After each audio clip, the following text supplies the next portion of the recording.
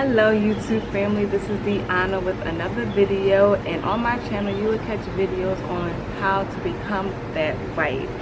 Also, you can click down on the link below because I have a Facebook group and you can check it out. Still learning how to introduce my group, so bear with me as time goes. Today I will be actually talking about how I became feminine. My background story is that I was pretty much a tomboy. I kind of also didn't truly love myself. It was a time where I didn't even look in the mirror without saying something nice to myself. So it's such a blessing that I'm able to even smile at myself today. If you haven't checked any of my other videos on my self-love journey or my self-love tips, I will have them linked up above. I will have them linked up above and down below in the description box, so make sure you check them out. So let's get straight into this video, right? Close call. The first thing that I would say that helped me become more feminine is that I try my best to stay clean. It sounds obvious, very, you would think that that's a common sense kind of thing.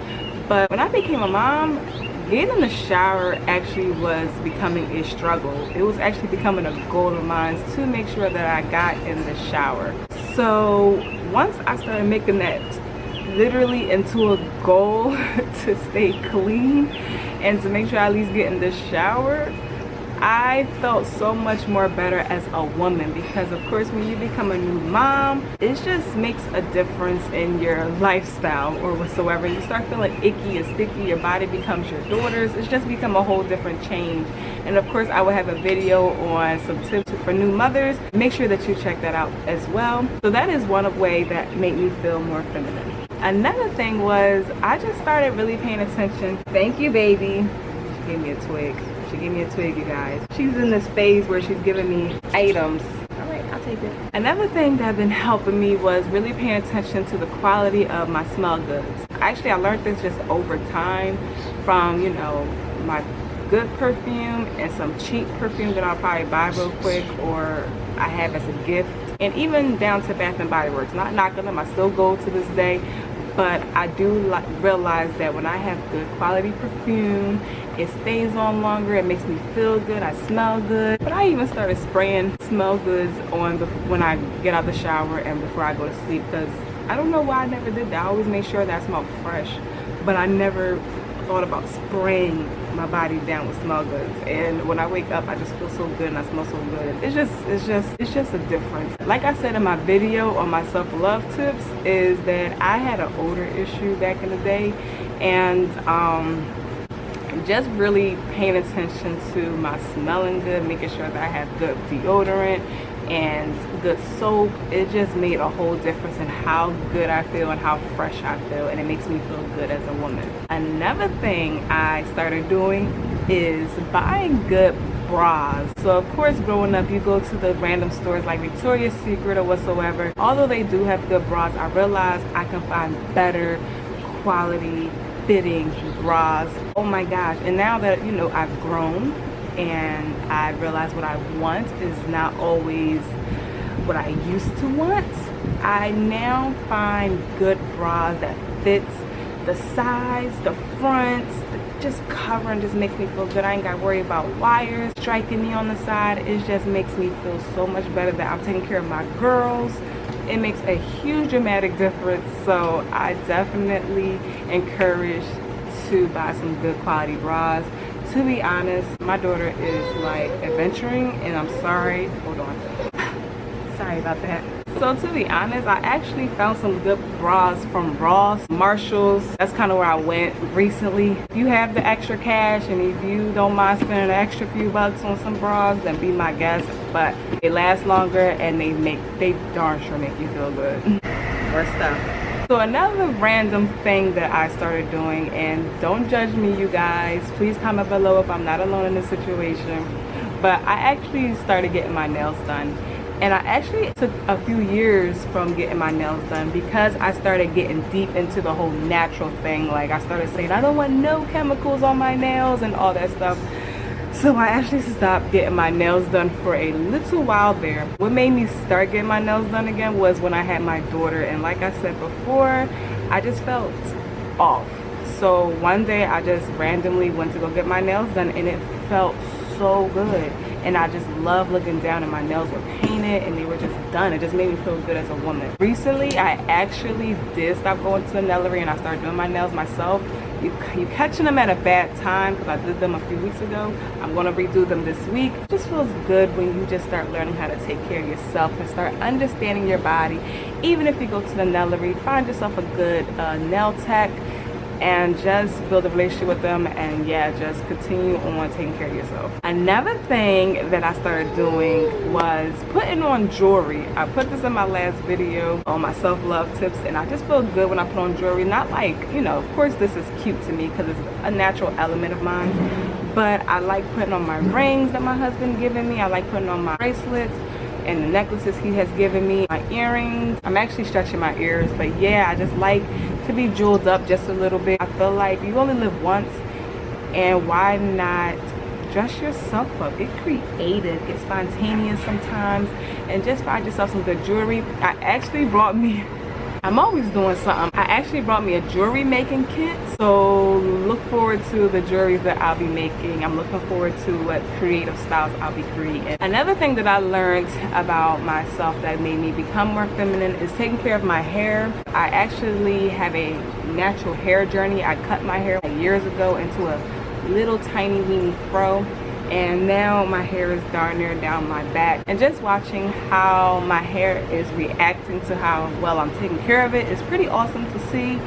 And I'm able to do different things, like I got a little wash and go ponytail that I did for the first time ever with my hair. I'm just enjoying my hair. So yeah, and I realized when I did even cut my hair, that's when I felt the most confidence, you guys, and it was just crazy how dramatic of a change that did. So if you want to learn more about my natural hair journey, please comment down below. I'll let you know. Another thing that helped me become more feminine is taking care of my skin. I started taking care of my skin a little bit before I had Liliana, and it just made a difference. Like, I used to get blemishes and pimples and stuff, and lately I have not been getting those. I found a good facial cleanser, and it's just been miraculous, and I just love how my skin is. I don't have no makeup on. I kind of stopped wearing makeup after I learned how to put makeup on.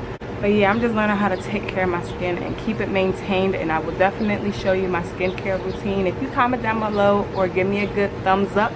And yeah, make sure that you subscribe for future videos on these kind of things too. I actually have certain blemishes on my skin, and I'm actually starting to take care of that as we speak. I went to the doctors and they gave me some cream and stuff like that, and let me see if I can show you guys. So it's just like,